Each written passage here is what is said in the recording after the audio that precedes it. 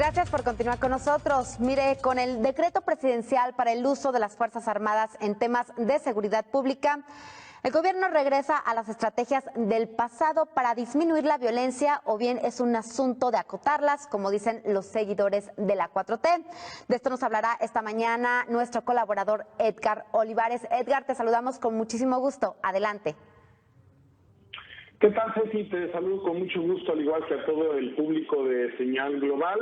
Estamos ante una compleja realidad que está resultando completamente distinta a lo que había proyectado el presidente López Obrador antes de ser presidente, y no solamente como candidato en la última elección en la cual arrasó con más de 30 millones de votos, sino históricamente al abanderar aquellos conceptos que la izquierda mexicana había hecho suyos, como el máximo respeto a los derechos humanos, el fin de la violencia en México, de las muertes y desapariciones. Recordemos campañas como No Más Sangre o Seguridad sin Guerra, que ahí no solo participó la izquierda, sino muchas organizaciones de la sociedad civil, y a un año y medio de gobierno, el presidente podría entrar a una fase similar a otros del pasado, en términos del uso de las Fuerzas Armadas para combatir a la delincuencia. Si bien es cierto que el mandatario ha derrocado o destruido varios de los símbolos que él considera como parte del neoliberalismo mexicano, como el aeropuerto de Texcoco, el avión presidencial, Vivir en Los Pinos, entre otros, también es cierto que hay asuntos en los que no podría desmarcarse de sus antecesores, y uno de esos temas es el que nos ocupa hoy: el decreto presidencial para otorgarle facultades a las Fuerzas Armadas para realizar tareas de seguridad pública, para operar como policías. Lo que de facto hizo el presidente Calderón en su sexenio y continuó el priista Enrique Peña Nieto, hoy el presidente López Obrador lo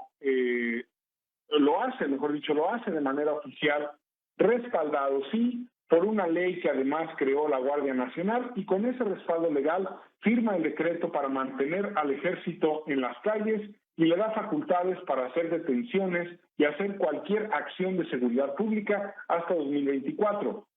cuando muchas veces había dicho que regresaría a los militares a los cuarteles.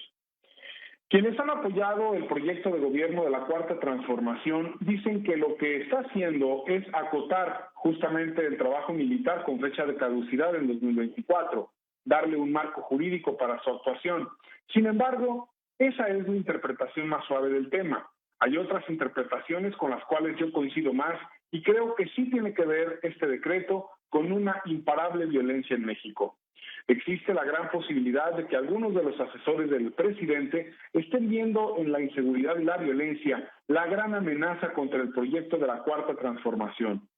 Muchos personajes hablaron del tema, incluso yo lo dije varias veces el año pasado en este espacio. Si no se resuelve el tema de la seguridad, no habrá Cuarta Transformación. Si no hay seguridad, ningún proyecto político de bienestar social o de infraestructura, llámese Tren Maya, aeropuerto de Santa Lucía o Dos Bocas, será suficiente para lograr un buen proyecto de gobierno.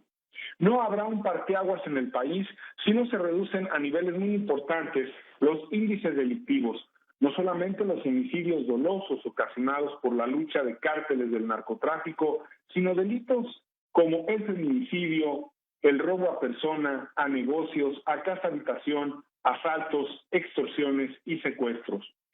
Si esos delitos se mantienen no solamente en los niveles en los que conocemos ahora, sino rompiendo récords cada vez más, cada año, cada mes, cada semana, la Cuarta Transformación será el periodo de gobierno con más violencia en la historia nacional. Ya no alcanzará el discurso del presidente del problema heredado. Si bien es cierto que mucha gente votó por López Obrador para que se acabara un periodo de gran corrupción en México, también hubo mucha gente que votó con la esperanza de decirle adiós a la violencia que se ha vivido. Veremos cómo actuará el ejército mexicano, si habrá una lucha más frontal y dejar de lado los llamados a misa, las frases de abrazos, no balazos, y el ya bájenle que ha dicho en repetidas ocasiones el mandatario. No es casualidad que en medio de una pandemia el presidente firme este decreto ante un panorama donde podría, en un panorama donde podría incrementar la inseguridad ante la crisis económica que se agudiza y a niveles mucho peores de los que ya tenemos, porque si algo nos ha enseñado la pandemia es que no solamente se puede tocar fondo, sino que puede haber un abismo debajo de ese fondo. Es mi opinión esta mañana.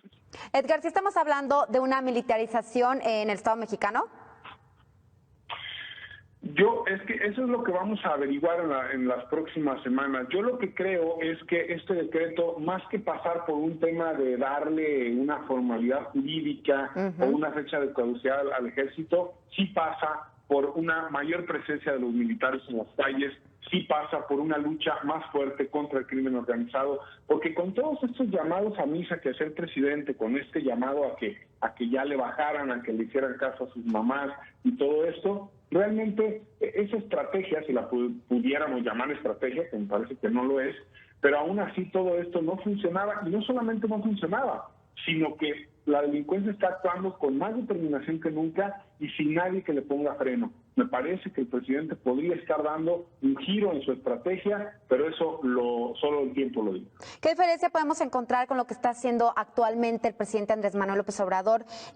con lo que se hicieron en otros gobiernos? Y pues bueno, que además hay que decirlo que es una de sus principales,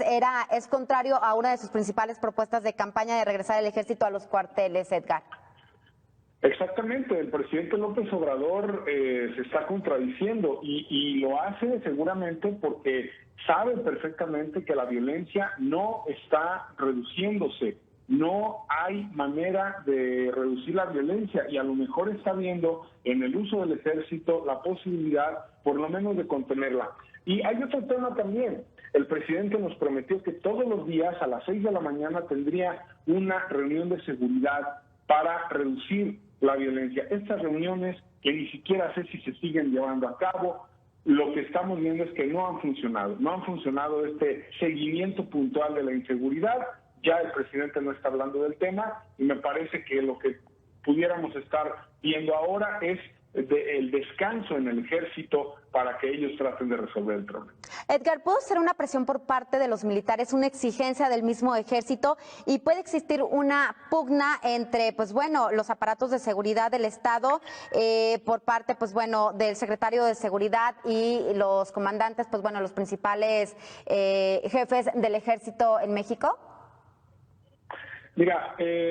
sería entrar al terreno de la especulación, porque si bien es cierto, ha habido episodios muy vergonzosos para el ejército mexicano, como el caso de Ovidio Guzmán y otros asuntos que han dejado muy mal parado al ejército, yo más bien creo que pasa el tema por un viraje en la estrategia. Es decir, más allá de que el ejército tenga ganas de pelear en las calles, lo cual tampoco me parece que eso esté sucediendo, sí creo que más bien es la cúpula, el secretario de la Defensa y los asesores de Seguridad Nacional los que le están diciendo al presidente, si no ponemos un freno ahora, esto se va a complicar y vamos a ver niveles muchísimo peores que los que hubo con Felipe Calderón o Enrique Peña Nieto.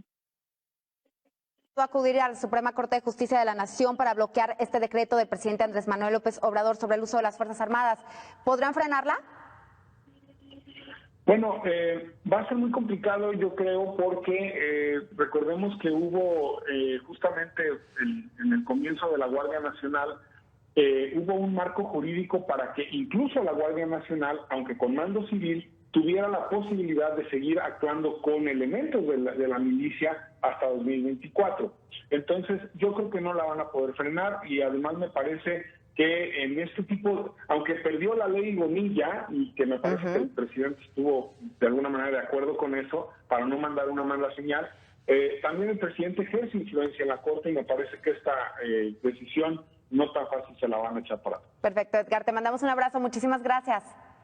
Igualmente, Ceci, un fuerte abrazo para ti y para todos. Muchísimas gracias a nuestro colaborador Edgar Olivares y también